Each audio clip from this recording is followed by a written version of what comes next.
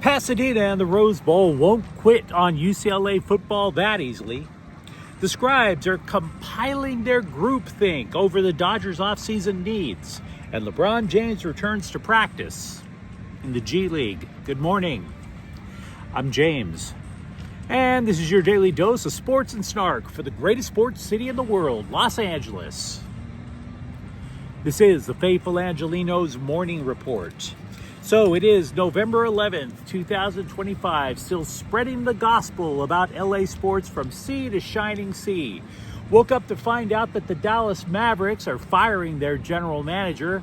Sucks for you, bruh. Thank you for Luka. Meanwhile, if you like being in the know about LA sports, clickety-clack the like button. Clickety-clack the subscribe button. There's a notification bell. Hit that. It'll let you know when we drop an update. Sharing is caring. Let people know we exist. And by all means, comment. Now, before we go through the news and notes, we have a quick look at the scoreboard.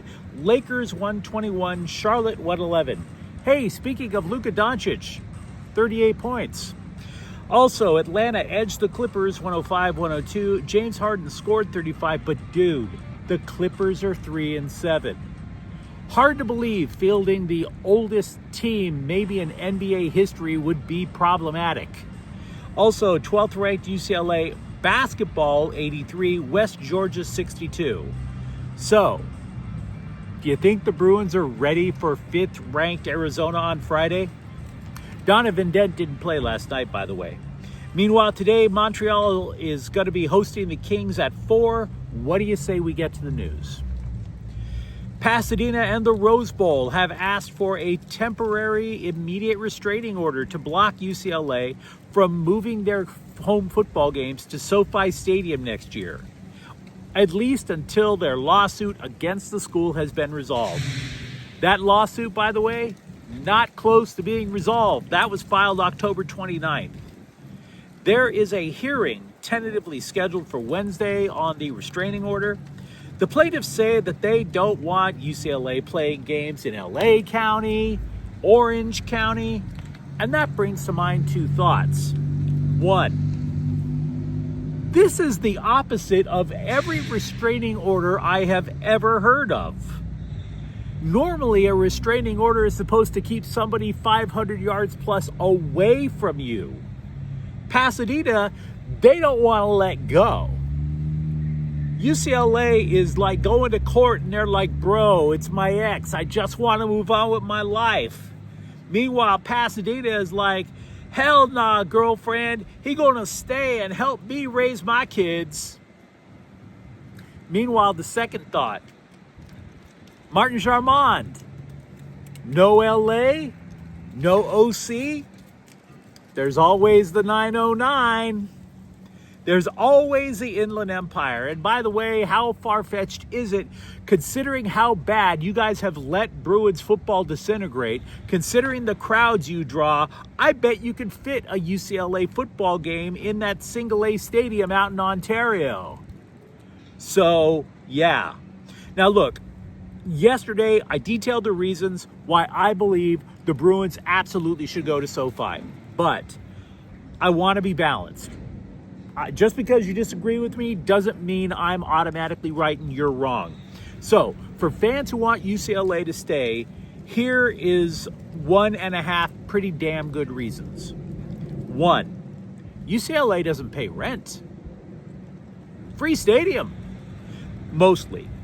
For a cash-strapped athletic department, they only have to give a percentage of ticket sales to Pasadena. And it doesn't matter how bad the football team is. That's a bargain. The Bruins last year only sold $8 million worth of tickets for the entire year. Only a percentage of that goes to the Rose Bowl in Pasadena. And by the way, the half good point, for all the grief I give the LA Times, their beat writer Ben Bolch brought up an okay point.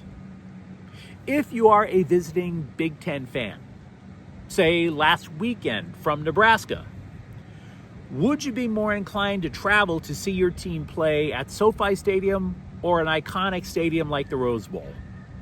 Just to say you saw the Rose Bowl.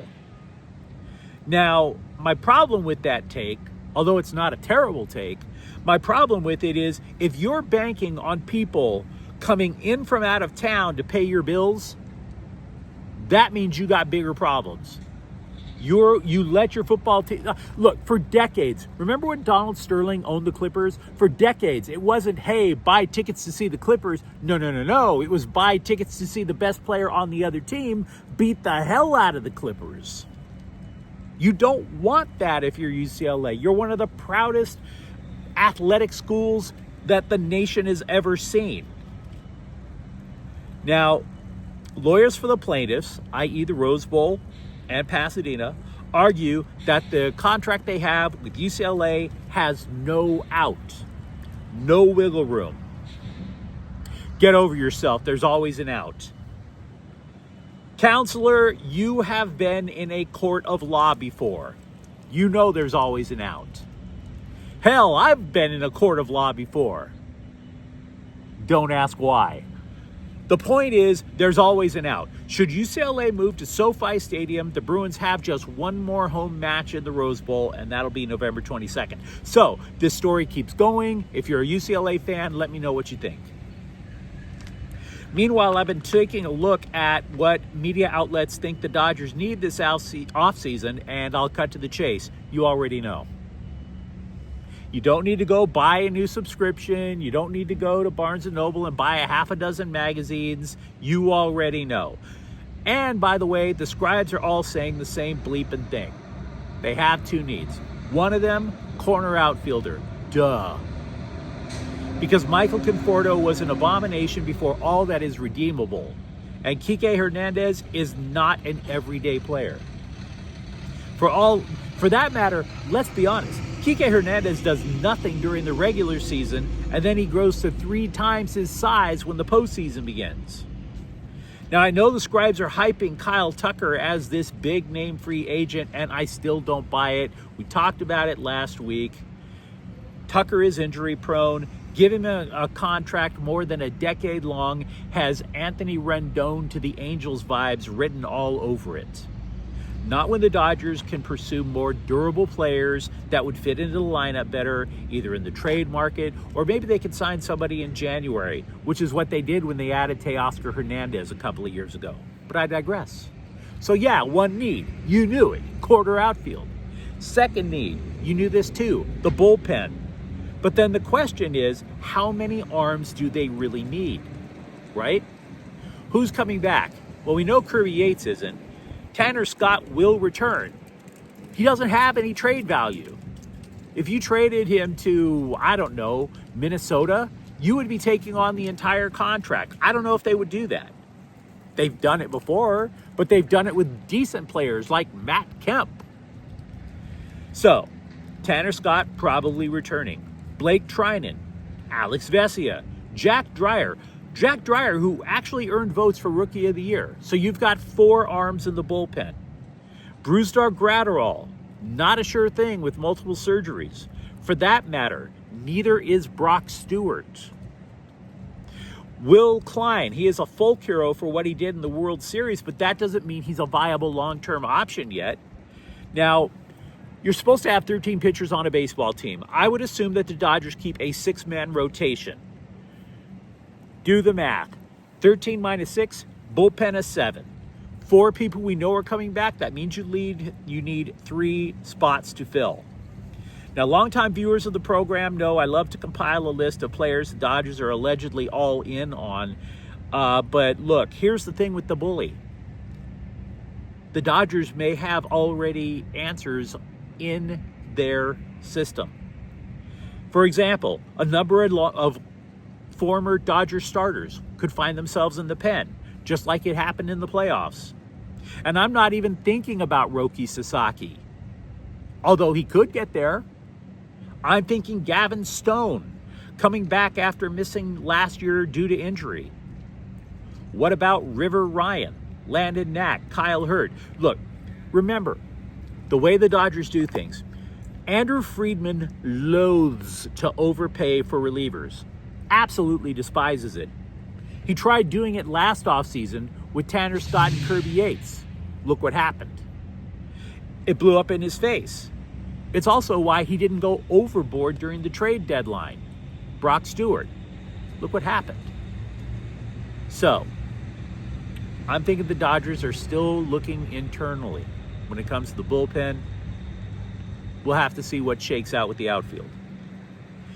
Also, another thing that you should know is that the Dodgers have shed about $87 million in payroll. Off the books, we mentioned Yates. Conforto's not coming back. That leaves Clayton Kershaw and Chris Taylor. A lot of Dodgers stuff to discuss. LeBron James is practicing in the G League, so saith J.J. Redick. There is still no timetable given. Although it was speculated, James could be okay to suit up after the current Lakers road trip, which has 3 more games to it. Surprisingly, the Lakers have acquitted themselves quite well without the NBA's all-time leading scorer and, frankly, noted ball hog. They lead the Pacific Division. They're currently 4th in the West. It's not bad. Meanwhile, Phoenix was perfectly happy to buy out Bradley Beal's contract for a reason. The Clippers were perfectly happy to let their roster get even older by adding Bradley Beal. We don't know that reason in retrospect. Here's a shock. Older athletes get injured, and Beal, who was supposed to make us all forget about how damn solid Norman Powell was, Beal has a sore hip. He was out for Monday's game. That is the 4th game Beal has missed in the Clippers' 10 games so far this year. Soreness. He's out. Now, I'm not claiming he's faking it, by the way. Soreness. Which is hilarious. Because when teams aren't competing on the field, it's almost like they're competing to be vague about injuries. Like, somebody gets a leg amputated on the Chargers, Jim Harbaugh denies it for about a month and a half, right? They're competing to see who is more ambiguous. Soreness. Try to look up the recovery time for soreness. Good luck. So the problem is with soreness, it tells me that this might be a season-long issue for Beal. If you're a Clipper fan, my condolences. There is a belief that 13 personnel is here to stay for the Rams. We've been talking about it a ton in the last few weeks. Yesterday, I went so far when I was back at the home office to drop a play and show how something as goofy as 3 tight end works in the passing game. But here's what you need to know about Sean McVay's change and why I believe it's a long-term thing. In the first 137 games with McVay as the Rams coach, he ran just 84 plays in 13 personnel. Barely 1.5 times a game. Like 4th and inches, bring in that 3rd tight end. In the last 3 games, they went to 3 tight end formations 97 times. They did it almost half the game up in Scum Francisco. Here is something easier said than done. You always hear coaches screaming at their quarterbacks to get the ball out quick. And the quarterback usually never listens, right? Circle back to the Chargers beating Pittsburgh on Sunday Night Football. Justin Herbert got the memo. Kudos to him. An analytics group timed Herbert from snap of the ball to release of the ball. By the way, talk about putting your college degree to good use.